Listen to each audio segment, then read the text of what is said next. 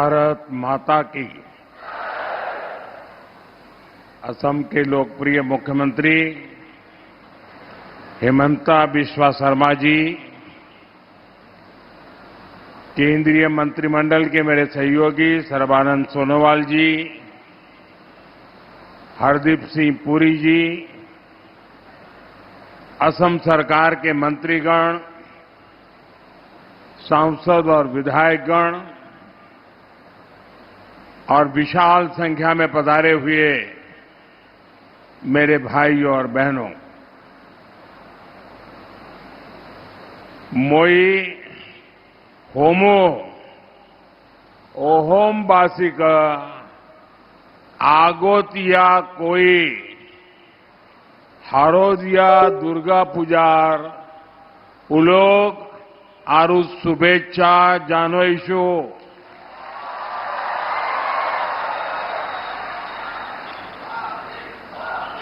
महापुरुष श्रीमंतो हंकर देवर जन्मोत्सव उपलक्ष्यो गुरुजनार प्रति श्रद्धा निवेदन करेशु।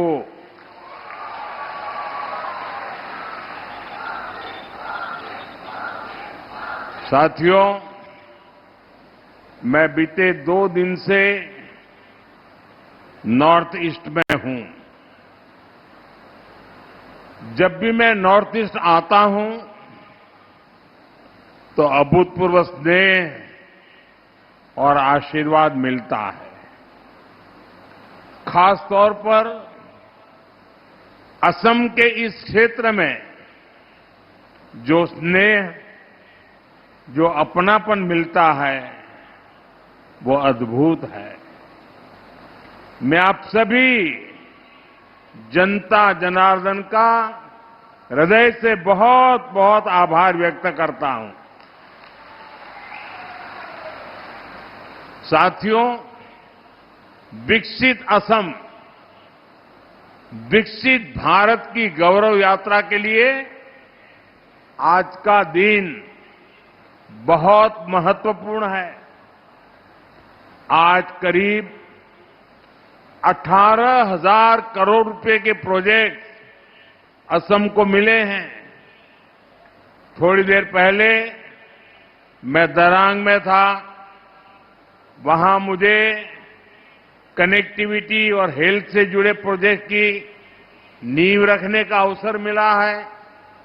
अब यहां पर एनर्जी सिक्योरिटी से जुड़े प्रोजेक्ट का शिलान्यास और उद्घाटन हुआ है। ये प्रयास विकसित असम का रास्ता और मजबूत करेंगे।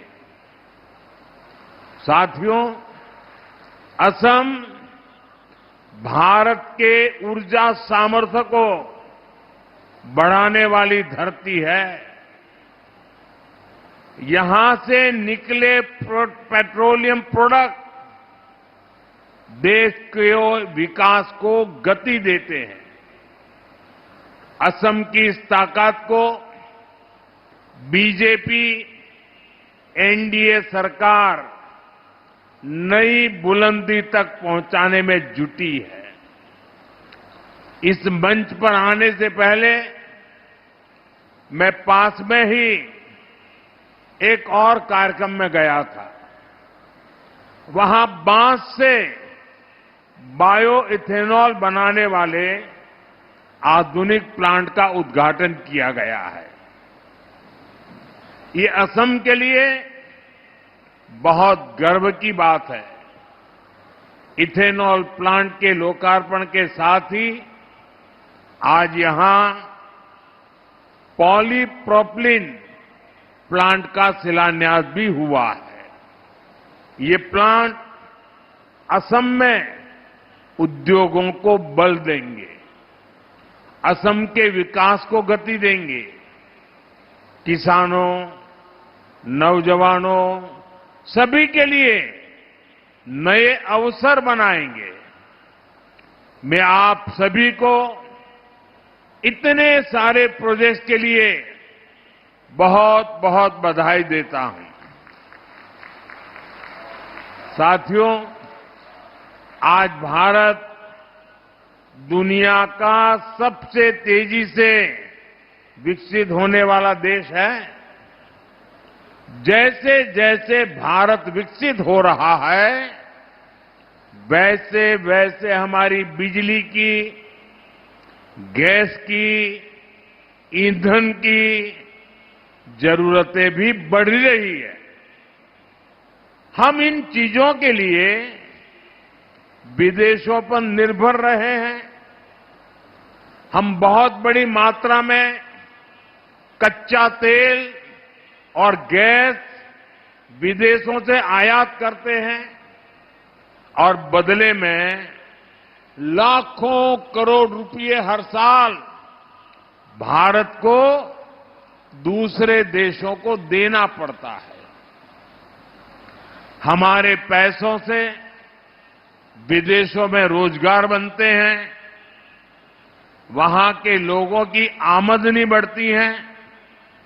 इस स्थिति को बदला जाना आवश्यक था।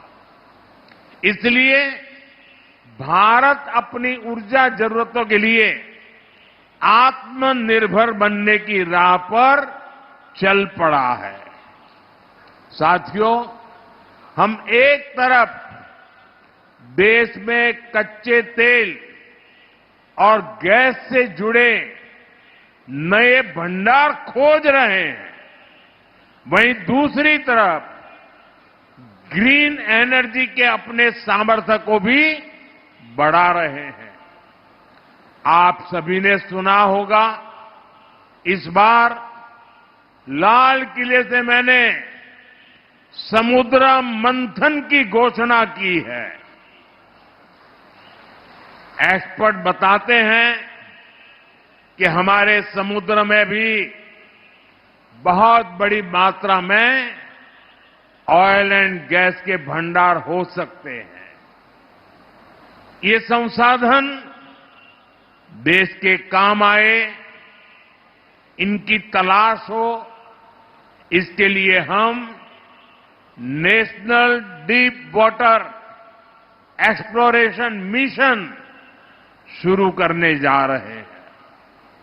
साथियों, ग्रीन एनर्जी के मामले में हरित ऊर्जा के उत्पादन में भी भारत तेजी से कदम उठा रहा है।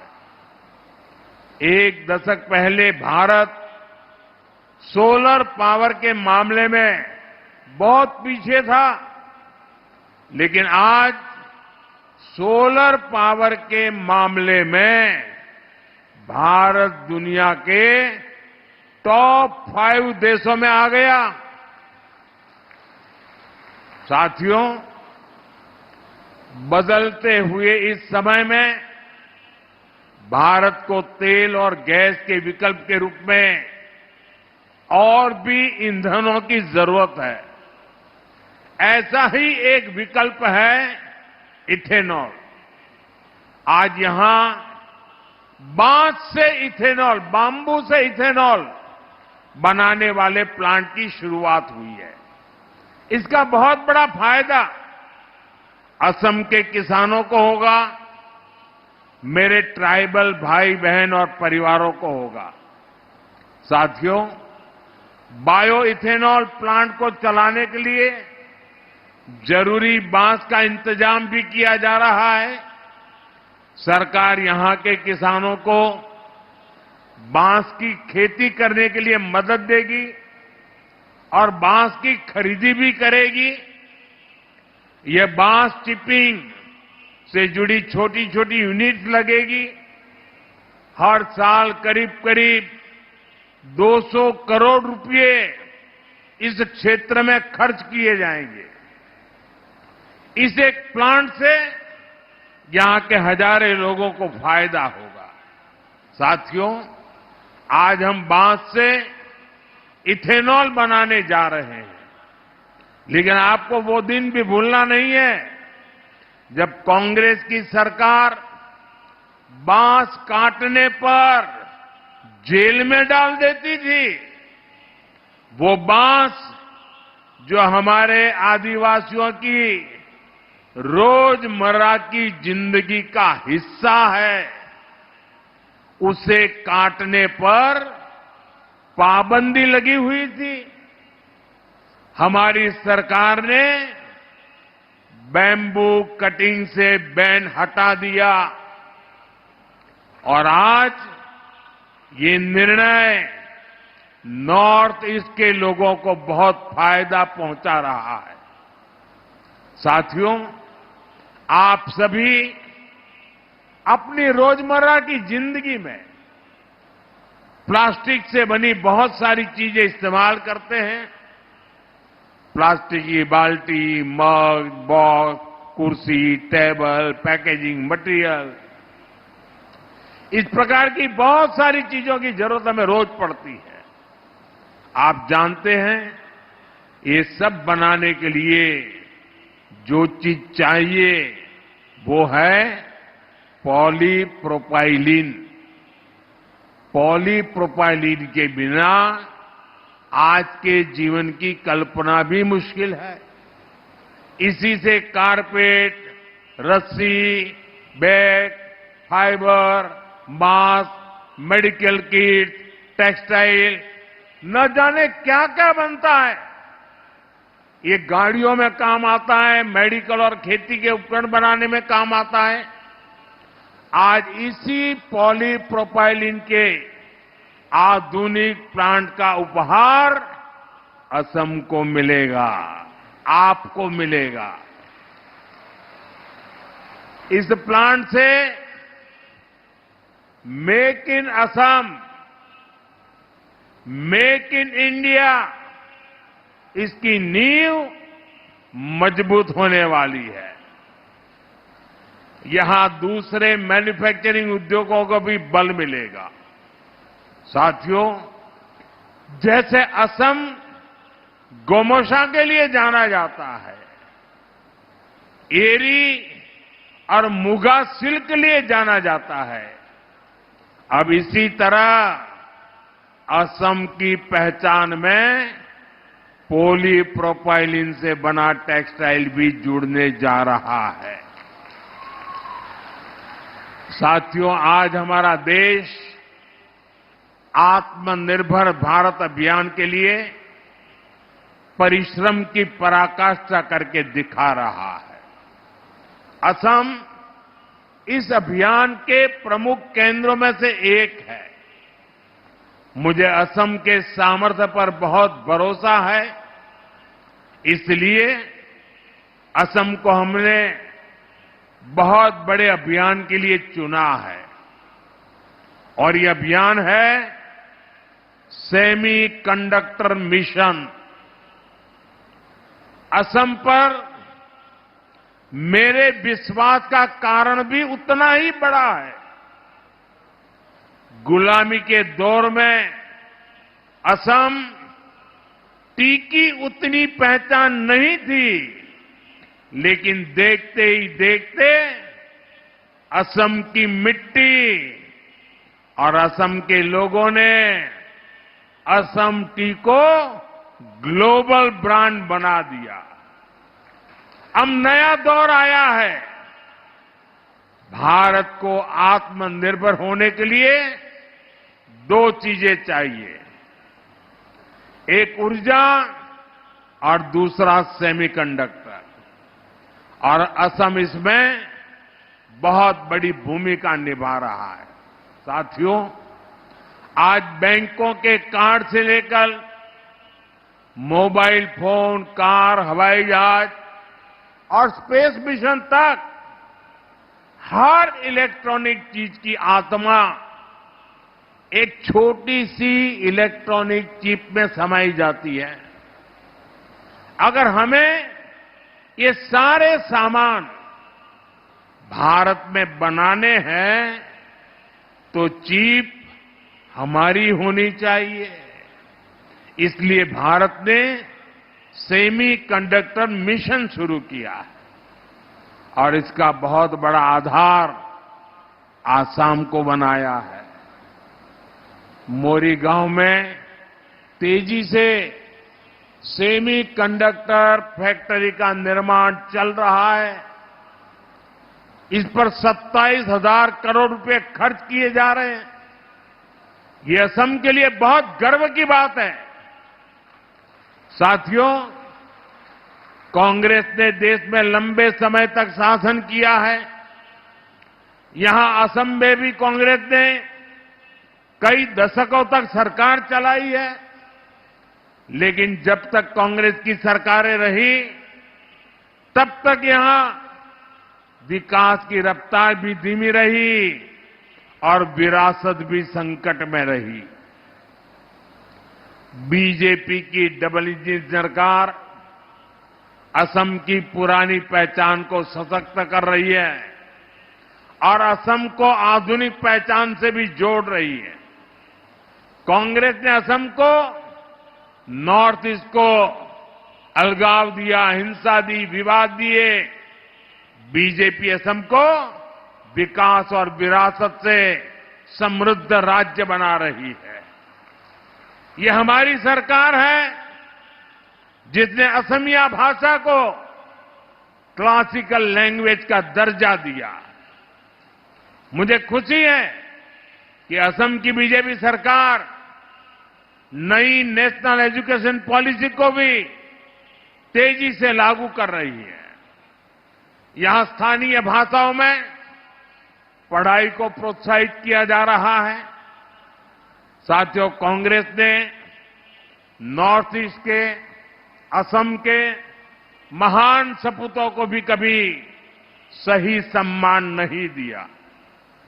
इस धरती पर वीर लासित बोरफुकन जैसे जाबाज योद्धा हुए, लेकिन कांग्रेस ने कभी उनको वो सम्मान नहीं दिया जिसके वो हकदार थे।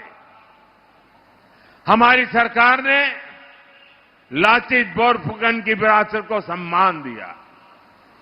हमने उनकी 400वीं जन्म जयंती राष्ट्रीय स्तर पर मनाई। हमने उनके जीवनी को 23 भाषाओं में प्रकाशित किया। यहां जोरहाट में मुझे उनकी विशाल प्रतिमा का अनावरण करने का भी अवसर मिला था। कांग्रेस ने जिसकी उपेक्षा की, हम उसे अग्रिम पंक्ति में लेकर चल रहे हैं। साथियों, यहां शिवसागर का ऐतिहासिक रंगघर उपेक्षित पड़ा हुआ था। हमारी सरकार ने इसका नवीनीकरण किया। हमारी सरकार श्रीमंत शंकर देव की जन्मस्थली बटाद्रवा को विश्व स्तरीय पर्यटन केंद्र बनाने का काम कर रही है।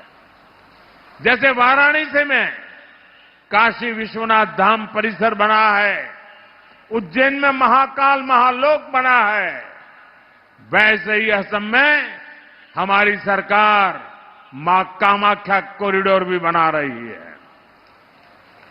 साथियों, असम की संस्कृति और इतिहास से जुड़े अनेक ऐसे प्रतीक हैं, अनेक ऐसे स्थान हैं जिन्हें बीजेपी सरकार नई पीढ़ी के लिए संरक्षित कर रही है। इससे असम की विरासत को तो फायदा हो ही रहा है, असम में टूरिज्म का भी दायरा बढ़ रहा है। असम में जितना अधिक टूरिज्म बढ़ेगा, उतना ही ज्यादा रोजगार हमारे नौजवानों को मिलेगा। साथियों, विकास के इन प्रयासों के बीच असम के सामने एक चुनौती विकराल होती जा रही है। ये चुनौती है घुसपैठ की।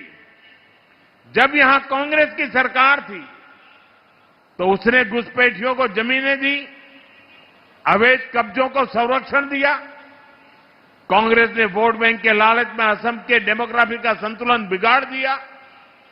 अब बीजेपी सरकार असम के लोगों के साथ मिलकर इस चुनौती का मुकाबला कर रही है। हम घुसपैठियों से आपकी जमीनों को मुक्त करा रहे हैं। जिनके पास जमीन नहीं है, जिन आदिवासी परिवारों को जरूरत है, उनको हमारी सरकार जमीन के पट्टे दे रही है। मैं मिशन वसुंधरा के लिए भी असम सरकार की प्रशंसा करूंगा। इसके तहत लाखों परिवारों को भूमि के पट्टे दिए जा चुके हैं।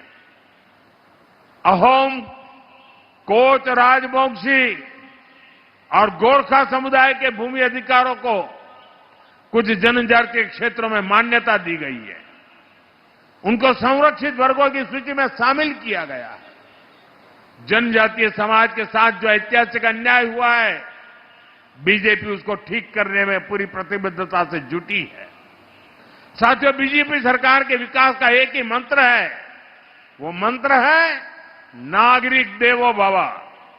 नागरिक देवो भव यानी देश के नागरिकों को असुविधा न हो, उनको छोटी छोटी जरूरतों के लिए यहां वहां भटकना न पड़े। लंबे समय तक कांग्रेस के शासनकाल में गरीबों को तरसाया गया, ठुकराया गया, क्योंकि कांग्रेस का काम एक वर्ग के तुष्टीकरण से हो जाता था, उनको सत्ता मिल जाती थी। लेकिन बीजेपी तुष्टीकरण नहीं, संतुष्टीकरण पर जोर देती है। कोई भी गरीब, कोई भी इलाका पीछे न रहे, इस भाव से हम काम कर रहे हैं। आज असम में गरीबों के पक्के घर बनाने का काम भी तेजी से आगे बढ़ रहा है। अभी तक असम में 20 लाख से अधिक पक्के घर गरीबों को मिल चुके हैं। घर घर नल से जल पहुंचाने का काम भी असम में तेज गति से चल रहा है। साथियों, भाजपा सरकार की गरीब कल्याण की योजनाओं का लाभ यहां चाय बागानों में काम करने वाले बड़े भाई और बहनों को भी हो रहा है। चाह श्रमिकों का हित हमारी प्राथमिकता है। सरकार द्वारा टी गार्डन में काम करने वाली महिलाओं और बच्चों को मदद दी जा रही है। महिलाओं के स्वास्थ्य, बच्चों की शिक्षा पर हमारा बहुत जोर है।